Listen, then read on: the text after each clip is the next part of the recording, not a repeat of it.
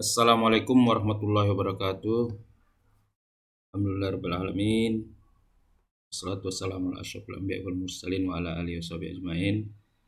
Alhamdulillah, bersyukur pada Allah. Pada hari ini kita masih bisa mengikuti perkuliahan kita dalam mata kuliah bahasa Arab. Insyaallah materi kita adalah tentang isim domir, ya. Sebelumnya kita telah membahas tentang isim mausul. Kita katakan bahwa isim mausul adalah salah satu hal yang penting dibahas dari pembahasan dasar dalam bahasa Arab, karena isim mausul ini adalah bagian daripada isim ma'rifah atau isim yang khusus.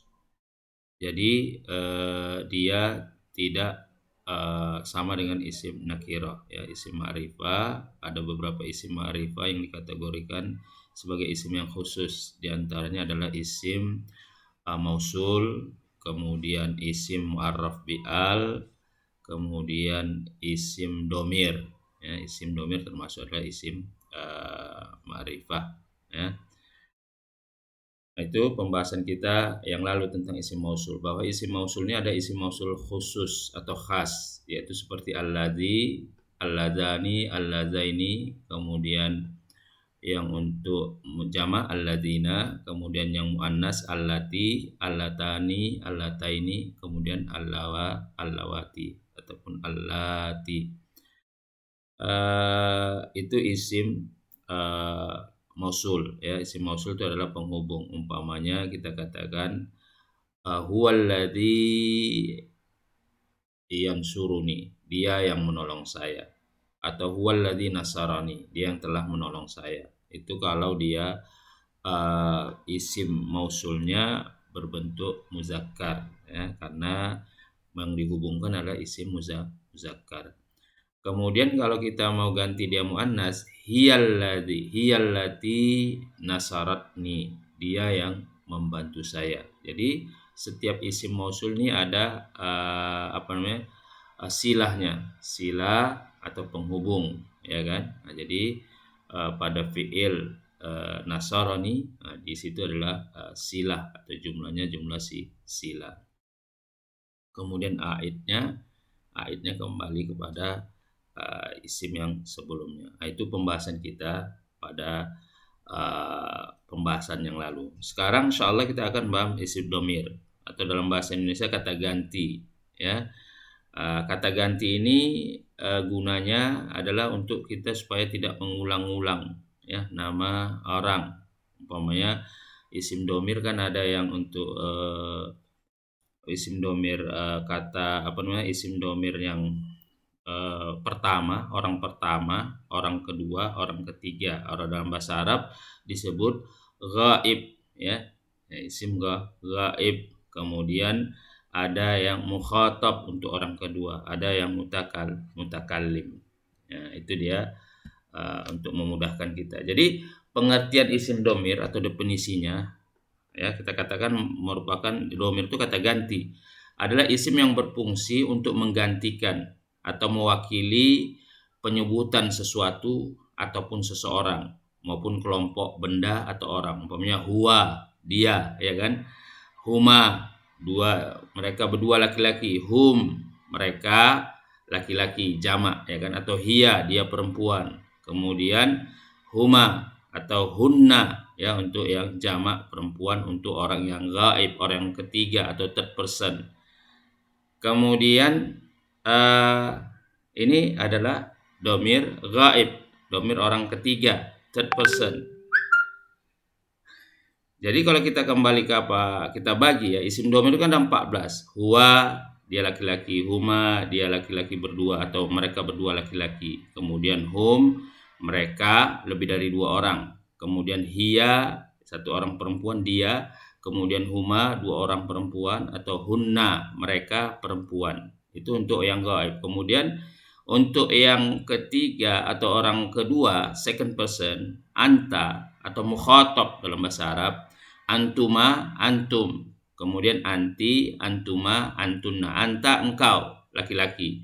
Antuma, engkau berdua, laki-laki. Antum, engkau ramai, lebih dari 2 laki-laki. Maka dalam bahasa antum, kamu, ya, itu maksudnya adalah lebih daripada 2 orang. ataupun bisa juga untuk penghormatan, untuk pemuliaan. Kamu, antum ya ustaz, ya kamu wahai ustaz, walaupun ustaz kita satu orang, tapi itu adalah bentuk pemuliaan. Jadi dia istilahnya ketika menggunakan domir antum itu ya bukan saja untuk jamak, tapi bisa juga untuk penghormatan, untuk pemuliaan.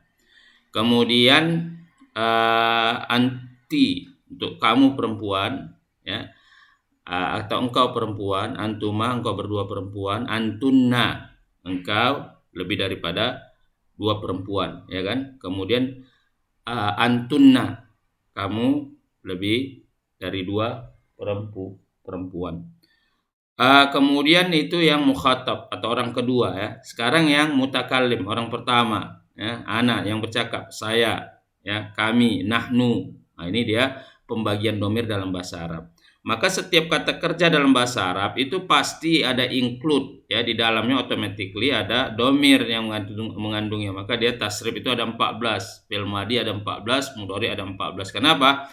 Berdasarkan domir yang ada dalam bahasa Arab. Umpamanya nasara, nasoru, huwa, huma, hum, nasarat, nasarata, nasarna, hiya, huma, hunna, nasorta, nasortuma, nasortum, anta, antuma, antum, nasorti, nasortuma, nasortunna, anti, antuma, antunna, nasortu, nasorna, ya, nasortu, ana, nahnu.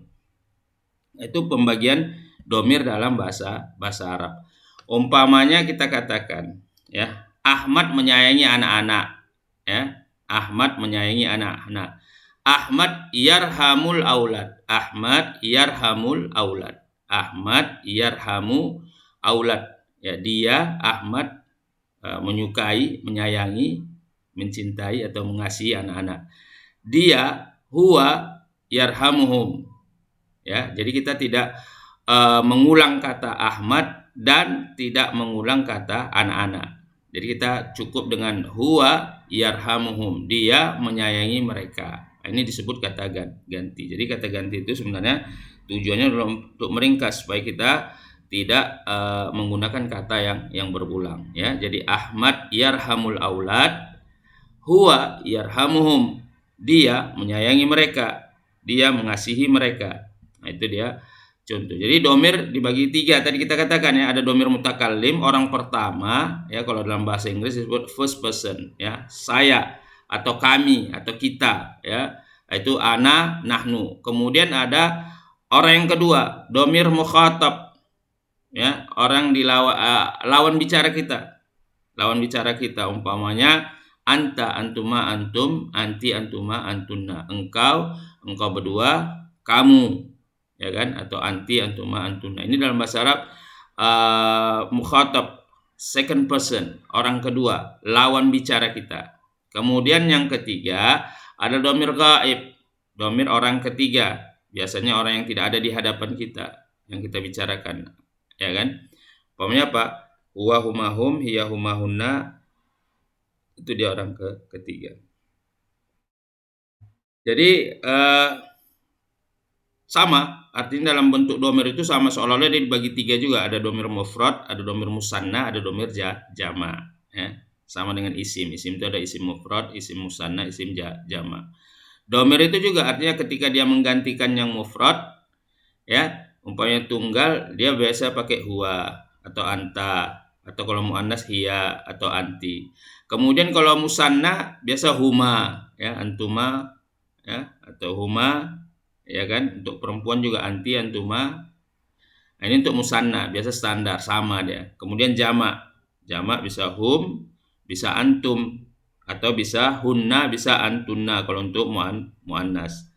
Nah, jadi itu pembagian jamak, ya kan. Untuk kata ganti pertama atau mutakallim biasanya tidak dibedakan antara muzakkar dan muannas. Untuk penggunaan laki-laki dan muannas, ya, biasa kita saya atau kita, ana adrusu. Kalau yang bicara laki-laki ana adrusu, kalau yang bicara perempuan juga ana adrusu, atau nahnu nadrusu, kami belajar. Nahnu untuk kalau perempuan yang bicara dia sama, nahnu nadrusu. Jadi untuk kata ganti pertama mutakallim ini biasanya laki-laki dan perempuan